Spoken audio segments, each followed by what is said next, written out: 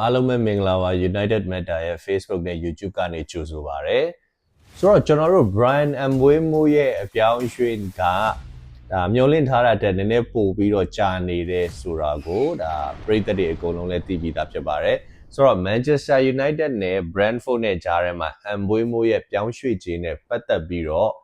ဆက်လက်ပြီးတော့ညှိနှိုင်းနေရတဲ့အခြေအနေတွေရှိနေပါတယ်။ဒါပေမဲ့ဒီလိုကြာနေတဲ့အတွက်ကြောင့်မို့လို့ Mbeumo ကိုလက်လွတ်ပြီးတော့တခြားရွေးချယ်မှုတွေကိုစဉ်းစားဖို့လိုတယ်ဆိုတဲ့ပြောကြားတဲ့အပေါ်မှာတော့ဒီ fan opinion တခုကိုပြောချင်ပါတယ်။ Mbeumo လိုကစားသမားဆိုတာက Premier League မှာတကယ်တက်တည်ပြပြီးသားကစားသမားတစ်ယောက်ဖြစ်တယ်။ပြီးခဲ့တဲ့ရာသီမှာPremier League ရဲ့ number 10 player တွေထဲမှာအကောင်းဆုံး player ကစားသမားတစ်ယောက်လည်းဖြစ်တယ်။ပြီးခဲ့တဲ့ရာသီမှာMbeumo ထပ်ပို့ပြီးတော့ဂိုးပိုသွင်းထားနိုင်တာဆိုလို့ရှိရင်Liverpool က Mohamed Salah ရဲ့ Newcastle ကAlexander Isak ရဲ့ Man City က Erling Haaland ရဲ့3ယောက်ပဲရှိတယ်ဒီလိုအသက်25နှစ်အရွယ်ကစားသမားတစ်ယောက် Premier League မှာတောက်လျှောက်ရာသီတိုင်းကိုဒါခြေစွမ်းကိုတက်တည်ပြခဲ့တဲ့ကစားသမားတစ်ယောက်နောက်ပြီးတော့ကစားတဲ့နေရာမှာလည်းတကယ်ကိုအားသွန်ခွန်ဆိုင် passion အပြည့်နဲ့ကစားတဲ့ကစားသမားတစ်ယောက်ပြီးခဲ့တဲ့ရာသီတီးတန်းကဆိုလို့ရှိရင်သွင်းကို20နဲ့ဒါ assist 9ကြိမ်ရခဲ့တဲ့ကစားသမားတစ်ယောက်ဒီလိုကစားသမားတစ်ယောက်ကိုတော့ကျွန်တော်တို့အနေနဲ့နည်းနည်းပို့ပြီးစိတ်ရှည်ဖို့လိုအပ်ပါတယ်ပြီးခဲ့ဘာကြောင့်လဲဆိုတော့သူ့ရဲ့ခြေစွမ်းတွေအပြင်သူဟာ Manchester United ကိုလာခြင်းတဲ့အတွက်ကြောင့်မလို့တခြားသောဒီChampions League ဝင်ခွင့်ရအသင်းတွေရဲ့ကမ်းလှမ်းမှုတွေကိုတော့မှညင်းပယ်ပြီးတော့ United မှ United ပဲဆိုတဲ့ကစားသမားဖြစ်နေတယ်ဆိုတော့ဒီလိုကစားသမားတယောက်စီကနေ Brentford ဘက်ကလည်းပို့ပြီးတော့ဒီပြောင်းရွှေ့ခြင်းကိုရနိုင်သမျှပို့လိုချင်တယ်ဆိုတာကဒါတဘာဝကျတယ်လို့ကျွန်တော်တို့ပြောလို့ရပါတယ် Brentford ကရှင်းရှင်းလေးပဲပြောထားတယ် Manchester United က Matthias Cunha ကိုခေါ်ခဲ့တဲ့ပြောင်းရွှေ့ခြင်းပေါင်62.5 သန်းအတိုင်းကိုသူတို့လိုချင်တယ် Manchester United ကBrian Mbeumo ကိုပေါင်55သန်း plus add-on 8သန်းနဲ့ Manchester United က offer လုပ်ခဲ့တယ်ဆိုတော့ Brentford ကလိုချင်တာက62.5သန်းနဲ့တူညီတဲ့ပြောင်းရွှေ့ခြင်းတီးတန်းကို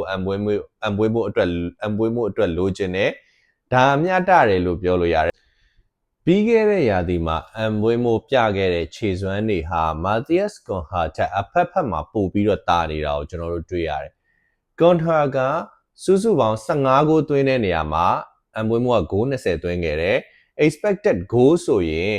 Cunha က 8.63 ပဲရှိတဲ့ချိန်မှာMbeumo က 12.3 ထိရခဲ့တယ် assist ဆိုလို့ရှိရင်လည်း Cunha ထက်တကိုးပို့ပြီးတော့စွမ်းဆောင်ပြနိုင်ထားခဲ့တယ် expected assist ဆိုလို့ရှိရင်လည်း Cunha က 5.28 ရခဲ့တဲ့ချိန်မှာMbeumo က 9.26 အထိရခဲ့တယ်ဒီကြားထဲမှာ chance တွေကိုအခွင့်အရေးတွေကိုဖန်တီးပေးတဲ့ chance creation မှာဆိုလို့ရှိရင်လည်း Cunha 57ရတဲ့အချိန်မှာMbeumo က80ထိရခဲ့တယ်ဒီလိုကစားသမားတစ်ယောက်က Manchester United ကိုဒီရာသီမှာရောက်လာနိုင်အောင်ခေါ်ယူနိုင်တယ်ဆိုလို့ရှိရင် United အတွက်အဓိကကျတဲ့ခေါ်ယူမှုတစ်ခုဖြစ်ပါလိမ့်မယ်သူ့ရဲ့အဓိကကျတဲ့စွမ်းဆောင်ရည်တွေသူ့ရဲ့စိတ်သက်ပြင်းပြမှုတွေသူ့စီမှာရှိတဲ့ Premier League နဲ့အံဝင်တဲ့ကြန့်ခိုင်မှုတွေဒါတွေအကုန်လုံးပြည့်စုံနေတဲ့ကစားသမားတစ်ယောက်လည်းဖြစ်တယ်ကျွန်တော်တို့အသင်းရဲ့တိုက်စစ်ပိုင်းမှာဒါပြီးခဲ့တဲ့2ရာသီလုံးလိုအပ်နေတဲ့အရာတွေအကုန်လုံးနီးပါးက Brian Mbeumo စီမှာရှိနေတယ်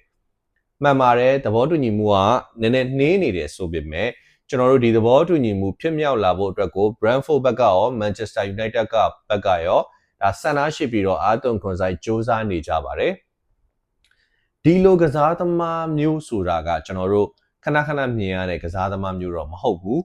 အထူးသဖြင့် Manchester United ရဲ့ပရိသတ်တစ်ယောက်လည်းဖြစ်ပြီးတော့အသင်းကိုမဖြစ်မနေလာခြင်းပါတယ်လို့ဆန္ဒရှိတဲ့ကစားသမားတစ်ယောက်ကိုကျွန်တော်တို့စိတ်ရှိထားပြီးတော့စောင့်ဆိုင်ခေါ်ယူရပါလိမ့်မယ်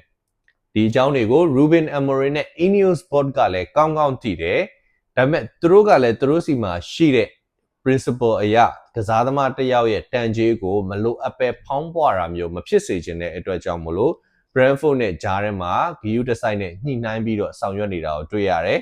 နောက်ဆုံးရခဲ့တဲ့ဒီ Fabrizio Romano စီက update တွေအရဆိုရင်လည်းဒီအခုဒီ payment structure တွေနဲ့ပတ်သက်ပြီးတော့အပြောင်းအရွှေ့ကြေးတွေကိုဘယ်လိုပုံစံပေးချေသွားမလဲဆိုတာကိုနဲ့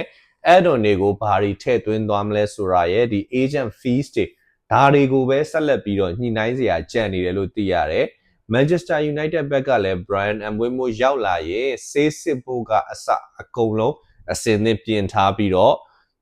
စောင့်နေပြီဖြစ်တဲ့အတွက်ကြောင့်မို့လို့ဒီအပြောင်းအရွှေ့ကမကြာခင်အချိန်အတွင်းမှာဒန်ဒီဖြစ်ပါလိမ့်မယ်ဆိုတော့ပရိသတ်တွေအနေနဲ့ဒီလိုကစားသမားမျိုးကိုကျွန်တော်တို့စိတ်ရှည်ရှည်နဲ့စောင့်ဆိုင်ပေးရတာတကယ်ကိုတန်တဲ့စောင့်ဆိုင်မှုတစ်ခုဖြစ်လာပါလိမ့်မယ်